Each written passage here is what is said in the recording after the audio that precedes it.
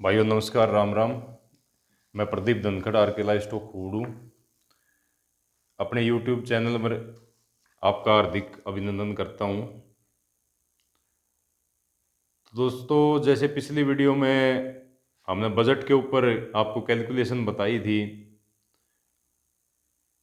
जिसमें हमारा बजट था 20 प्लस 2 की यूनिट पर 38 लाख रुपए का बजट हमने लेके चलना है। एक किसी भाई ने लेके चलना है, अगर इस लाइन में फैटनर तैयार करने वाली लाइन में आपको सक्सेस होना है तो। क्योंकि पिछले काफ़ी समय में फार्मिंग में जिन लोगों ने लॉस खाया है, उसका सबसे बड़ा रीज़न बजट ही था। बजट वो कैलकुलेट करके चले नहीं और उनको लॉस उठाना पड़ा। अगर आपके हाथ में प्रॉपर कैलकुलेशन है, प्रॉपर बजट है, तो आपके नुकसान में जाने के जो चांसेस हैं उसकी परसेंटेज जीरो हो जाती है। तो स्टेप 1 में हमारा बजट था। अब हम बात करते हैं आगे स्टेप 2 की। स्टेप 2 में हम क्या देखेंगे, क्या सीखेंगे कि 38 लाख रुपए हमने लगा दिए। अब 38 लाख रुपए लगाने के बाद कितने टाइम के बाद हमें रिटर्न आना शुरू होगा, और कितने टाइम के बाद इस काम को हम धीरे धीरे उसी बजट से 38 लाख रुपया जो आपके पास बजट था, उसी बजट से इसी काम से प्रॉफिट लेकर इस काम को कैसे आगे बढ़ाएंगे। तो स्टेप 2 मैं पहले ही मैंने लिख दिया है, क्योंकि लंबी वीडियो हो जाती है साथ साथ लिखने में बोर्ड के ऊपर, तो मैं आपको समझा देता हूँ। स्टेप 2 में जो हमारा 38 लाख रुपया खर्चा था, वो हमारा 14 महीने तक था, क्योंकि पहले जो हमारी सेल होनी है आफ्टर 14 मंथ्स होनी है, जिस हिसाब से हमने कैलकुलेट किया है। तो 14 महीने के बाद हमारा पहला बैच 160 एनिमल का तैयार हो जाता है। आज जो मार्केट का हमारा यहाँ करंट रेट 145 143 45 142 के आसपास चल रहा है, तो हमने एवरेज रेट 143 का लिया है। तो 160 एनिमल, 143 का rate, 105 kilo body weight average आ जाएगा 7 महीने में जानवर का, अगर आप अच्छे से केयर करोगे, अच्छी फीडिंग करोगे तो लगभग ये 24 लाख 24 हज़ार रुपये के एनिमल आपके बिक गए। अब ये पैसा आपकी पॉकेट में आ गया, कैश इन हैंड है आपके पास। अब ये पैसा आपको आगे लगाना है, अपने पास से अलग से आपको कुछ और अरेंज नहीं करना है, इसी पैसे को आप लगाओगे। तो अगले 4 महीने जो हमारा सेकंड बैच, पिछली वीडियो में जो सेकंड बैच हमारा 30 किलो बॉडी वेट तक हो चुका था, वो 4 महीने और लेगा पूरा अपना फैटनर तैयार होने तक। तो अगले 4 महीने तक का खर्च हमने इसी में से निकालना है, इसी पैसे में से इन्वेस्ट करना है। तो अगले 4 महीने का खर्च यहाँ कैलकुलेट करेंगे। सेकंड बैच तैयार करने के लिए 116 टू 8200 रुपये का हमारे हिसाब से एक एनिमल पर खर्चा आता है। तो इसमें से हम माइनस कर देंगे जो 30 किलो बॉडी वेट पे हमारा 38 लाख रुपए के अंदर जो खर्चा आ चुका है, तो वो था हमारा 2,65,000 रुपये।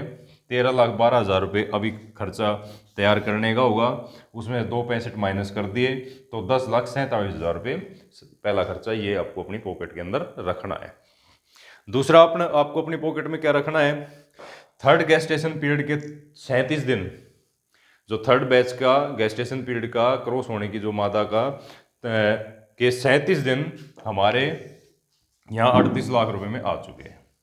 118 में से हम माइनस 37 कर देंगे तो 81 डेज का खर्चा और अपने को इसमें रखना है।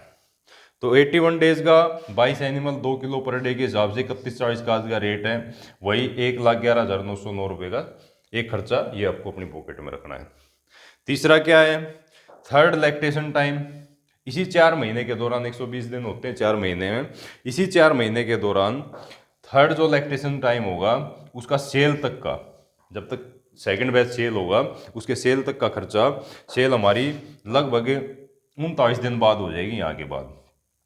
तो 4 महीने में 120 दिन होते हैं, 120 में से हम 81 डेज ये हटा देंगे तो 39 डेज और हमारे पास बचते हैं जिसका खर्चा हमें चाहिए। तो 39 डेज का खर्चा आएगा 20 का ढाई के हिसाब से, और 2 बोर का 39 डेज का 2 बोर का 2 किलो के हिसाब से खर्चा आएगा 4898 और 61,230 रुपये एक खर्चा अपने हाथ में आपको ये रखना है।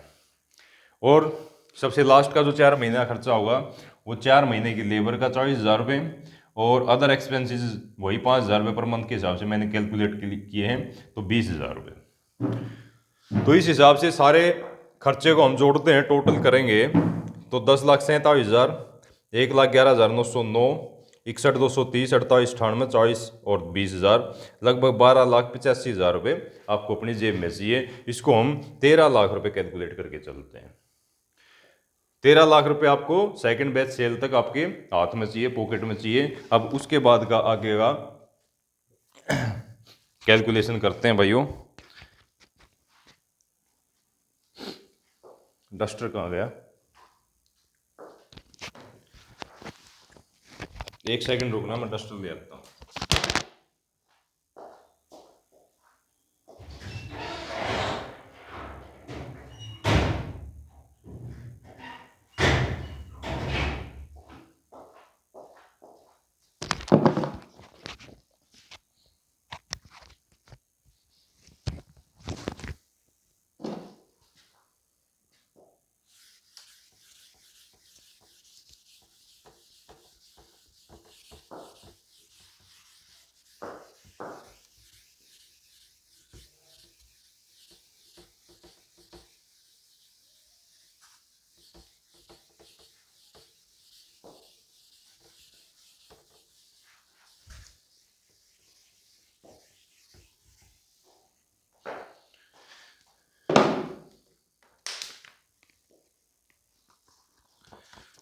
तो इस हिसाब से हमारी फर्स्ट जो सेल हुई थी उसमें हमारे पास हाथ में थे 24 लाख रुपए, और अगले सेकंड सेल तक 4 महीने का हमको जो खर्चा चाहिए था वो चाहिए था 13 लाख रुपए। तो इस हिसाब से हमारे पास हाथ में ही ना एंड रह जाते हैं 11 लाख रुपए। तो 11 लाख रुपए आपके पास ये हो गए, और सेकंड बैच सेल हो गया हमारा after second batch sell out after 18 months, 18 महीने बाद, 1.5 साल बाद आपका वही सेकंड बैच 160 गुणा 143 की एवरेज लेके चलते हैं 105 के हिसाब से, आपका 24,24,24,100 रुपये के हिसाब से ये सेल हो गया।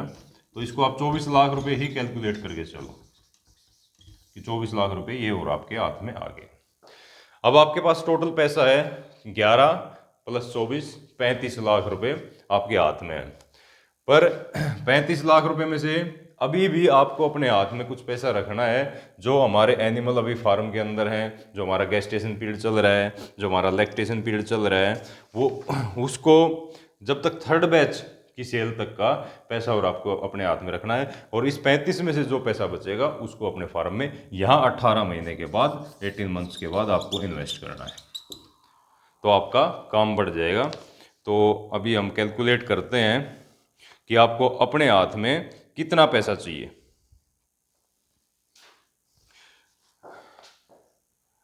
अभी आपके हाथ में 11 + 24 35 लाख रुपए हैं। अगर मैं 1% की मोर्टिलिटी कैलकुलेट करता हूँ,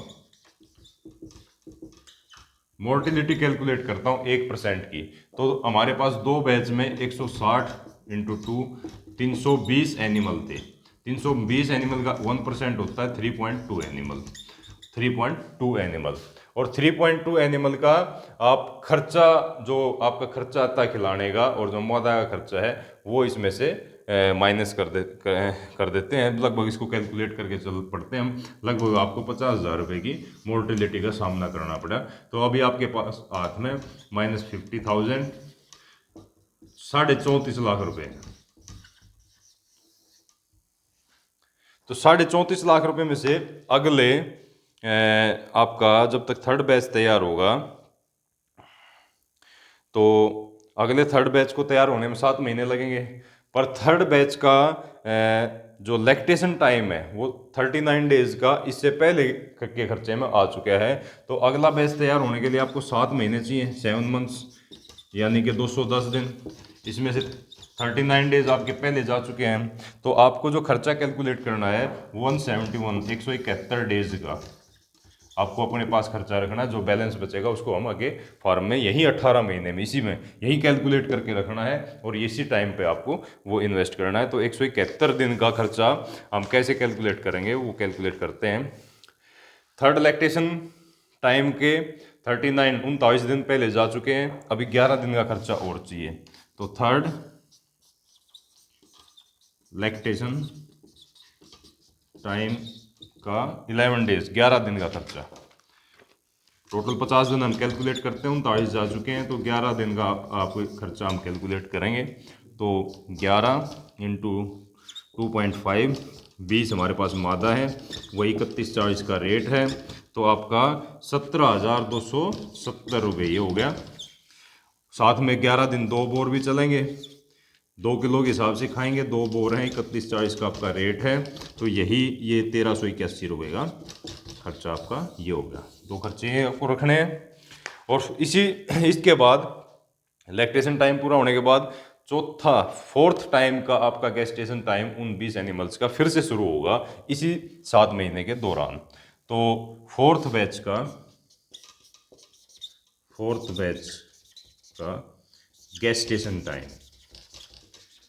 गेस्टेशन टाइम कितना, वही आपका 118 प्लस 5 दिन ईटिंग टाइम पीरियड के हम मानते हैं, तो 123 दिन का आप कैलकुलेट करेंगे हम। तो 123 दिन का कैलकुलेट करते हैं, 123 दिन वही 22 एनिमल, 2 किलो की एवरेज, 3140 का रेट फीड का, तो ये हमारा आ गया 1,69,936 रुपये। एक खर्चा ये अपने हाथ में पॉकेट में रखना है। इसी 7 महीने 171 दिन के दौरान फिफ्थ बैच से ये हमारा फोर्थ बैच का गेस्टेशन टाइम आ गया। तो अब फोर्थ बैच का आपका लैक्टेशन टाइम आ जाएगा, मतलब सूरियाँ ब्याह चुकी होंगी इस दौरान। तो फोर्थ बैच का आपका लैक्टेशन टाइम का खर्चा भी इसमें हम कैलकुलेट करके चलेंगे। तो फोर्थ बैच का लैक्टेशन टाइम, तो वही आपके लैक्टेशन टाइम के जो रिमेनिंग टाइम आपका रहेगा वो 37 दिन का रहेगा। यहाँ अब 37 दिन आपके पास लैक्टेशन टाइम के 171 में से 123 माइनस करेंगे और आपके 11 दिन माइनस करेंगे, तो 37 दिन आपके पास बैलेंस रहेंगे जिसका खर्चा आपको अपने पास रखना है। तो 37 डेज 20 एनिमल 2.5 किलो के एवरेज से 3140 का रेट, तो एक खर्चा आपके पास ये आ गया 51,535 रुपये।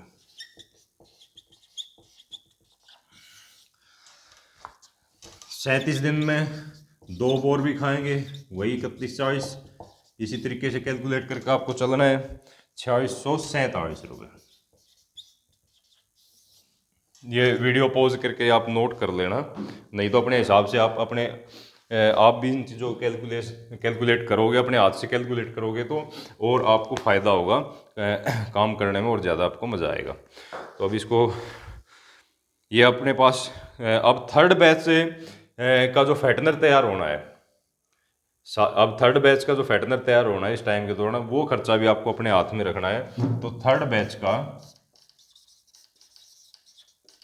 बैच हमारा चला हुआ था, उसको फैटनर तैयार करने का 160 एनिमल 8200 रुपये के हिसाब से आपका ये खर्चा 13,12,000 रुपये का खर्चा भी आपको, क्योंकि उसने अभी पिछले खर्चे के दौरान तो सिर्फ दूध ही पी रहे थे, सारा फीडिंग खर्चा तो यहाँ आना है, तो 13,12,000 रुपये का एक खर्चा आपका ये आ जाएगा। अब इस सारे खर्चे को जो आपको अपने हाथ में पैसा बैलेंस रखना है, इसको हम टोटल करते हैं, तो हमारे पास हम जोड़ेंगे ये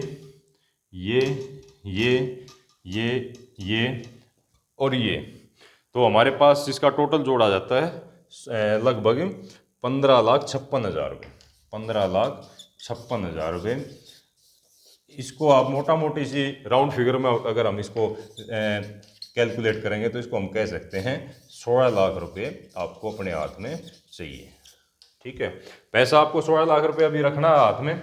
आपके पास हाथ में पैसा कितना है, 34,50,000 रुपये। तो अब आपके पास कितना पैसा जो बच गया वो आपको अपने फार्म के अंदर कैसे इन्वेस्ट करना है, वो इस 38 लाख रुपए के हिसाब से आप कैलकुलेट करोगे। वो कैसे करोगे एक बार देखो, बीच में से ले लेते हैं अभी थोड़ा सा।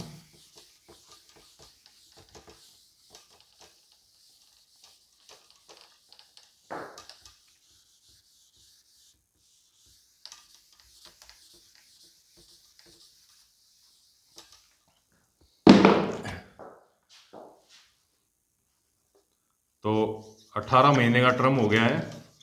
18 महीने में cash in hand, cash in hand आपके पास है 34,50,000 रुपये। आपको अमाउंट जो आपको रखना है अगले खर्चे के लिए वो है 16 लाख रुपए। तो माइनस 16 लाख रुपए, तो आपके पास ये बच गए, पैसा भी आपके पास ये बच गया 8 × 6 = 14 और 1 18.5 लाख रुपए आपके पास इन हैंड बच गए हैं। 18.5 लाख रुपए को आप इस दौरान 18 महीने 1.5 साल के बाद अपने फार्म में इन्वेस्ट करो और आपका फार्म अपनी एसेट को बढ़ाओ। मैं क्यों ये बात क्यों कह रहा हूँ, इसको आगे इन्वेस्ट करो कि आप आज ये पैसा इन्वेस्ट करोगे तो इसका रिजल्ट अगले फिर 1 साल बाद आपको मिलेगा, फिर आपका पैसा बढ़ता चला जाएगा। ये टर्म सुअर फार्मिंग एक लॉन्ग टर्म बिजनेस है, इसको लॉन्ग टर्म लेके चलना पड़ेगा। अगर आपको इसमें प्रॉफिट लेना है और अच्छे लेवल पे इसमें काम करना है तो इसको आपको लॉन्ग टर्म लेके चलना पड़ेगा। 1.5 साल के बाद अब यहाँ आप एक चीज़ कर सकते हो, अपनी एक सैलरी डिसाइड कर लो कि मैंने 5,000 रुपये 10,000 रुपये महीने के इसमें से निकालने हैं अपने खर्चे के लिए, या आपका खर्चा कहीं और से चल रहा है तो बहुत बढ़िया है, ये सारा पैसा इसमें इन्वेस्ट कर दो। अब 38 लाख रुपए के बजट में हम कितनी फीमेल का काम कर रहे हैं, 20 फीमेल का, तो उस हिसाब से एक फीमेल में कितना खर्चा आया, लगभग 1,90,000 रुपये। तो 1,90,000 रुपये पर फीमेल के खर्चे के हिसाब से इसको कैलकुलेट कर लेते हैं। तो 18,50,000 डिवाइड बाई 1.9, तो ये आपका लगभग 9.73 फीमेल्स आएंगी। यानी कि आप 10 फीमेल और इस टाइम पे अपने फार्म में बढ़ा लीजिए, आपके बोर वही 2 काम कर देंगे 30 फीमेल के ऊपर भी। यहाँ एक चीज़ आपको करनी है, उसी एरिया के दौरान सिर्फ आपको फैटनर स्टॉक पाड़ने के लिए अपना फार्म साइड थोड़ा बढ़ाना पड़ेगा। आपका लैक्टेशन और गैस्टेशन एरिया वही रहा रहेगा। इसमें करना क्या पड़ेगा, अब आपके पास 20 + 10 फीमेल हो गई हैं, यानी कि 30 फीमेल हो गई हैं। तो यहाँ इनका बैच सिस्टम आप ले लो। हम जो कैलकुलेशन कर रहे हैं 20 की कैलकुलेशन कर रहे हैं लगातार, उसमें हमने बैच सिर्फ 20 का लेके चले हैं। यहाँ आप इसको 3 जगह डिवाइड कर दो। अब 10 + 10 + 10, 1.5 महीने का गैप देके 10-10 एनिमल का बैच बना लो, आपका सर्कुलेशन जल्दी हो जाएगा, हर महीने का रूटीन उसमें आना शुरू हो जाएगा। अगले 4-5 महीने बाद फिर पैसा आपके हाथ में आओगा तो उसको फिर इन्वेस्ट कर दो। 5 साल के बाद देखोगे तो आपका लेवल बहुत ऊपर हो चुका होगा। तो फार्मर भाइयों, ये थी मेरी जो कैलकुलेशन आज मैंने अब तक करके आपको बताई है। ये फैटनर तैयार करने वाले फार्मर के लिए है।